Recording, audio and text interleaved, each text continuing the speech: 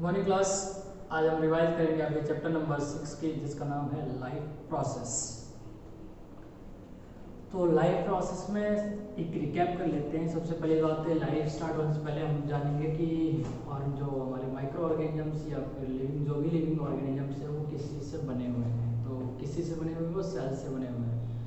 तो अब इसमें की पॉइंट क्या है, एक चीज़ या लर्न करने के लिए हमेशा रखते हैं हम लोग कि जो बहुत सारे सेल्स होते हैं वो आपस में मिलकर के क्या बना लेते हैं, टिश्यूज़ बनाते हैं। और बहुत सारे टिश्यूज़ मिलकर के क्या बनाते हैं, ऑर्गन्स बनाते हैं। और बहुत सारे ऑर्गन्स मिलकर क्या बना लेते हैं, स्केलेटल बनाते हैं। और बहुत सारे स्केलेटल जो होते हैं वो स्केलेटल सिस्टम बनाता है। और आखिरी में क्या बन जाता है, एक बॉडी बन जाता है, लिविंग बॉडी बन जाता है। उसी के प्रोसेसिंग को हम कैसे वो प्रोसेस करते हैं, क्या क्या प्रोसेस होता है उनके अंदर, इस बारे में हम इस चैप्टर के अंदर समझेंगे और जानेंगे कि क्या क्या। तो सबसे पहले बात क्या है, न्यूट्रिशन आता है। ठीक है, कोई भी अभी तक हमने एक चीज़ की बात की थी, मैंने क्या की पॉइंट बताया कि किस तरह से बने हुए हैं वो।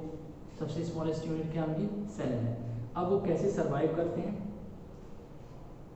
तो न्यूट्रिशन में दो तरह का है, एक तो ऑटोट्रॉपिक न्यूट्रिशन है। ऑटोट्रॉपिक न्यूट्रिशन कौन करता है, प्लांट करता है। कौन करता है, प्लांट करता है। क्यों?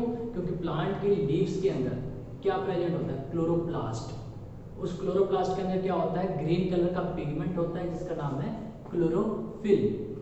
अब ये क्या काम करता है, और लीव्स के जो इनसाइड पार्ट है, जो निचले वाला हिस्सा है, उसके अंदर क्या प्रेजेंट होता है, स्टोमेटा। और जो उसका जो स्टेम होता है उसके अंदर क्या प्रेजेंट होता है, टेंड्रिल्स। क्या प्रेजेंट होता है, टेंड्रिल्स। और स्टोमेटा और ट्रेंडिल्स का काम क्या है, रेस्पिरेशन का काम है। क्या काम है, रेस्पिरेशन का। कि वो एनवायरनमेंट से क्या लेते हैं, कार्बन डाइऑक्साइड। लीव के अंदर जो स्टोमेटा प्रेजेंट होता है वो क्या कर लेता है, एनवायरनमेंट से क्या ले लेता है, कार्बन डाइऑक्साइड। क्या ले लेता है वो, कार्बन डाइऑक्साइड गैस लेता है। ठीक है, और अपने रूट से क्या ले लेता है वो, वाटर एंड मिनरल्स। अब ये वाटर और जो मिनरल्स होता है, प्लांट के अंदर दो टाइप के टिश्यूज होते हैं, एक होता है जाइलम, एक होता है फ्लोएम। तो जाइलम जो होता है वो रूट सिस्टम के अंदर से, रूट से क्या ले लेता है वो, वाटर और मिनरल्स लेता है और लीव्स तक पहुंचा देता है। ठीक है, अब यहाँ पे क्या होता है, मैकेनिज्म स्टार्ट होता है, फोटोसिंथेसिस। फोटोसिंथेसिस जो मैकेनिज्म होता है वो सनलाइट के प्रेजेंट में होता है। इसमें क्या होता है, कार्बन डाइऑक्साइड प्लस मिनरल्स, ये दोनों आपस में कंबाइंड होकर क्या बना देते हैं, ग्लूकोज प्लस में ऑक्सीजन। जो ऑक्सीजन होता है वो टेंडल्स या फिर स्टोमेटा के थ्रू बाहर चला जाता है। और जो उसके अंदर जो स्टार्च यानी ग्लूकोज और शुगर कह सकते हैं जो बनता है, ठीक है, शुगर मोलिक्यूल जो बनता है उसके अंदर, वो क्या होता है, एज अ फूड उसको कौन ट्रांसपोर्ट कर देता है, फ्लोएम करता है। जितने भी पार्ट्स उसके अंदर, उसके प्लांट के बॉडी के अंदर प्रेजेंट होते हैं, वहाँ तक वो खाना कौन पहुँचा देता है, फ्लोएम। जो टिश्यूज होता है वो पहुँचा देता है, उसका काम करता है, पहुँचाने का काम करता है फूड को। तो इसको, क्योंकि ये अपने आप खुद खाना बना रहा है, इसलिए इसका नाम क्या हो जाता है, ऑटोट्रॉपिक। क्या हो जाता है, ऑटोट्रॉपिक। और खुद की नरिशमेंट कर रहा है, इसलिए इसको क्या बोलते हैं, ऑटोट्रॉपिक न्यूट्रिशन बोलते हैं। क्या बोलते हैं, ऑटोट्रॉपिक न्यूट्रिशन बोलते हैं। इसमें आपके बुक के अंदर एक रिएक्शन दिखाया, बताया गया। रिएक्शन क्या है कि 6 mole of carbon dioxide plus 12 mole of water in the presence of chlorophyll and sunlight gives glucose structure C6H12O6 plus 6 molecule of oxygen plus 6 molecule of water। यानी कि क्या है कि वाटर लेता है और वाटर रिलीज कर देता है। इसीलिए प्लांटिंग करना वाटर के लिए और रेन के लिए बहुत ज़्यादा ज़रूरी है। इसलिए हम कहते हैं कि रेन का, अच्छी रेन वहीं होती है जहाँ पे प्लांट ज़्यादा होते हैं। क्यों?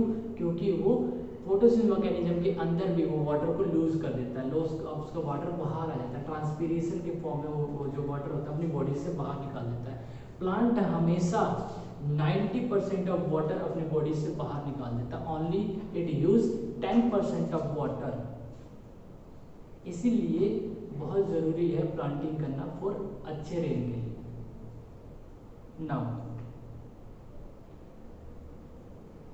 अब हम बात करेंगे किसकी, हेटरोट्रॉपिक न्यूट्रिशन की। हेटरोट्रॉपिक न्यूट्रिशन कौन, जो अपने आप खाना नहीं बना सकते, दूसरे के ऊपर डिपेंड होते हैं।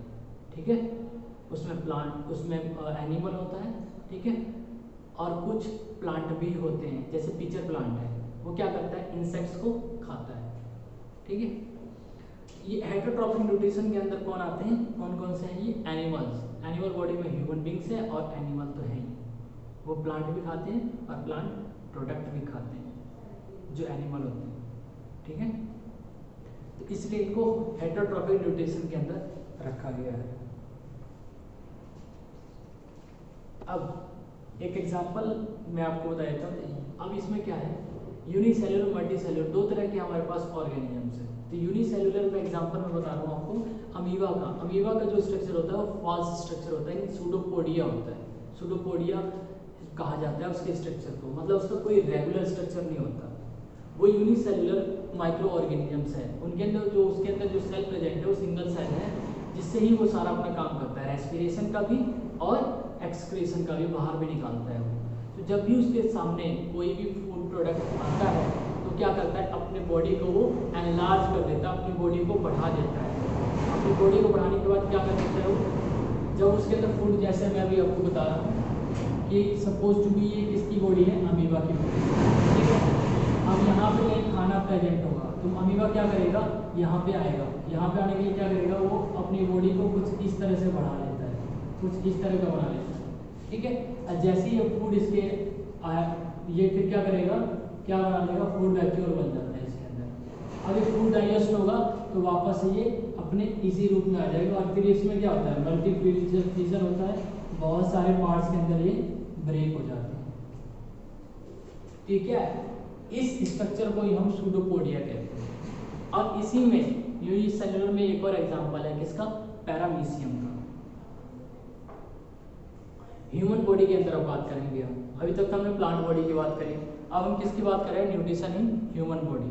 अब ह्यूमन बॉडी में भी जो एलिमेंट्री कैनाल्स जो उसके स्ट्रक्चर्स, उसमें क्या है, सबसे पहला तो बात है टंग, ठीक है। दूसरा उसके अंदर माउथ है जो कि बक्कल कैविटी जिसे हम कहते हैं। उसके बाद कोई ऑइसोफेगस जिसको हम फूड पाइप भी बोलते हैं, ठीक है। ऑइसोफेगस को हम फूड पाइप के नाम से भी जानते हैं। फिर उसके अंदर क्या होता है, डायाफ्राम, डायाफ्राम प्रेजेंट है। डायाफ्राम मतलब यहाँ से जो स्ट्रक्चर है जिसके अंदर क्या क्या हमारे प्रेजेंट है, लीवर है, स्टमक है, ठीक है।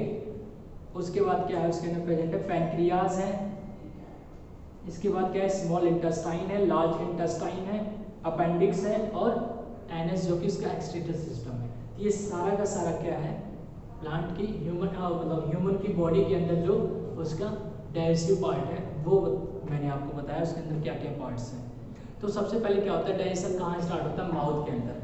माउथ में क्या करते हैं, जैसे कोई भी फूड प्रोडक्ट होता है उसको माउथ के अंदर डाला, ची किया, चबाया, उसको चबाने के बाद क्या करते हैं, ऑइसोफेगस यानी फूड पाइप के थ्रू क्या करते हैं, उसको हम कहाँ ले जाते हैं, अपने पेट में, स्टमक में।